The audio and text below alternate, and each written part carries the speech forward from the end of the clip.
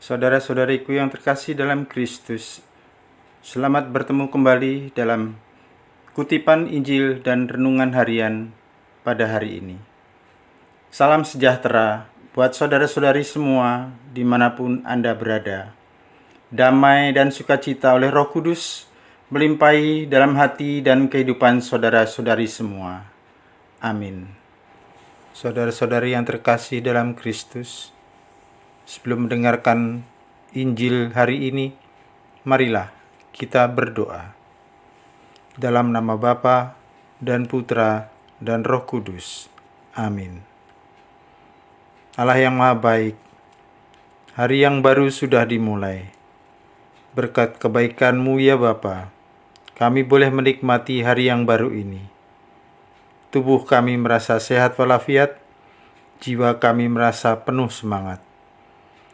Berkatilah kami pada hari ini, berkatilah dan dampingilah juga, ya Allah, orang yang tak dapat bangun karena sakit, atau yang bangun tanpa semangat, karena jiwanya tertekan oleh kesedihan atau keputusasaan. Hadirlah pada semua orang yang tubuhnya lemah dan jiwanya merana. Sudilah mengilhamkan pikiran-pikiran yang baik kepada semua putra-putrimu. Demi Kristus, Tuhan dan pengantara kami. Amin.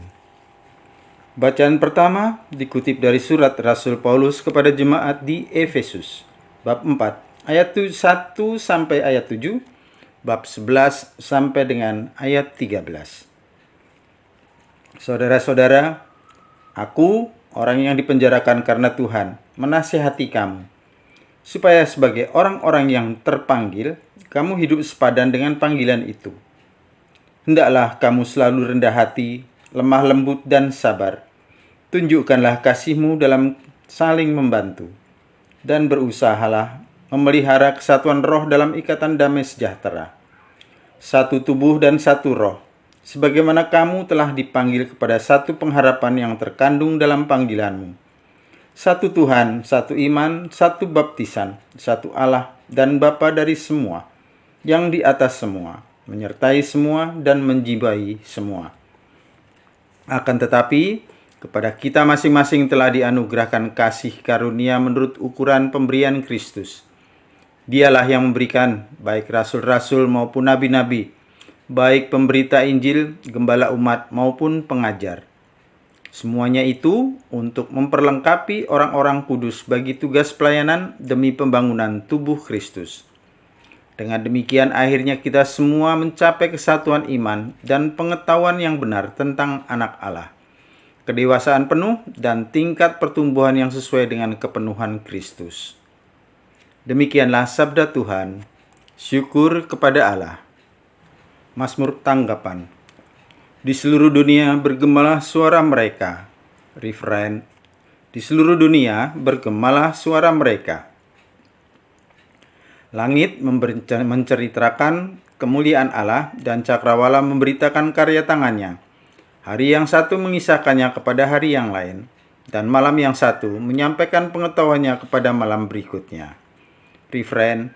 Di seluruh dunia bergemalah suara mereka.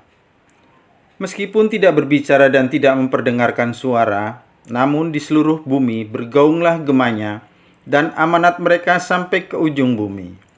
Refrain. Di seluruh dunia bergemalah suara mereka. Haleluya, haleluya. Allah Tuhan kami, Engkau kami puji dan kami muliakan. Kepadamu paduan para rasul bersyukur, ya Tuhan. Haleluya, haleluya. Semoga Tuhan beserta kita sekarang dan selama-lamanya. Inilah Injil suci menurut Matius, bab 9 ayat 9 sampai ayat 13. Dimuliakanlah Tuhan. Pada suatu hari, Yesus melihat seorang yang bernama Matius duduk di rumah cukai. Yesus berkata kepadanya, "Ikutlah aku." Maka berdirilah Matius lalu mengikuti dia. Kemudian ketika Yesus makan di rumah Matius, datanglah banyak pemungut cukai dan orang-orang berdosa, makan bersama-sama dengan dia dan murid-muridnya. Melihat itu, berkatalah orang-orang Farisi kepada murid-murid Yesus, "Mengapa gurumu makan bersama dengan pemungut cukai dan orang berdosa?" Yesus mendengarnya dan berkata, "Bukan orang sehat yang memerlukan tabib, melainkan orang sakit. Maka pergilah dan pelajarilah arti firman ini. Yang ku kehendaki ialah belas kasihan dan bukan persembahan. Karena aku datang bukan untuk memanggil orang benar, melainkan orang berdosa." Demikianlah sabda Tuhan. Terpujilah Kristus. Saudara-saudariku yang terkasih, panggilan Yesus kepada Matius memperlihatkan sikap Yesus yang melawan arus kecenderungan publik pada saat itu.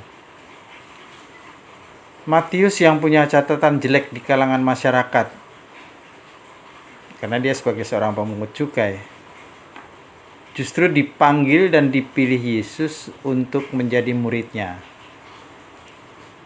Tentu saja Yesus tidak bermaksud untuk mengangkat kejelekannya, tapi melihat kemungkinan pertobatan yang tulus dalam diri Matius. Yesus lebih melihat kehendaknya untuk mengikuti dia dengan kesungguhannya untuk meninggalkan pekerjaan dan cara hidupnya, ketimbang gambaran atau image orang tentang Matius sebagai seorang pemungut cukai saat itu. Dalam bacaan pertama hari ini, Paulus juga menyoroti keberagaman orang dengan potensi yang ada dalam umat untuk membangun gereja sebagai satu tubuh Kristus. Paulus menulis, "Kepada kita masing-masing telah dianugerahkan kasih karunia menurut ukuran pemberian Kristus." Semuanya itu untuk memperlengkapi orang-orang kudus bagi tugas pelayanan demi pembangunan tubuh Kristus. Jadi di sini jelas bahwa siapa saja bisa berubah dan berbalik ke jalan yang benar dan dipakai Kristus untuk menjadi saksinya. Apakah kita dapat mempercayai suatu proses pertobatan dan pembaruan dalam diri sesama kita dengan berbagai potensi yang ada di dalam dirinya, ketimbang bertahan dalam satu gambaran diri, apalagi masa lalu seseorang? Tetap semangat, selamat berkarya, sehat dan bahagia selalu, berkah dalam, Tuhan memberkati. Amin. Kemuliaan kepada Bapa dan Putra dan Roh Kudus, seperti pada permulaan, sekarang, selalu, dan sepanjang segala abad. Amin. Bapa kami yang ada di surga, dimuliakanlah namamu, datanglah kerajaan-mu, jadilah kehendak-mu di atas bumi seperti di dalam surga.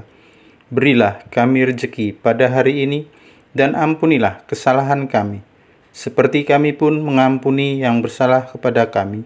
Dan janganlah masukkan kami ke dalam percobaan, tetapi bebaskanlah kami dari yang jahat. Amin. Dalam nama Bapa dan Putra dan Roh Kudus. Amin.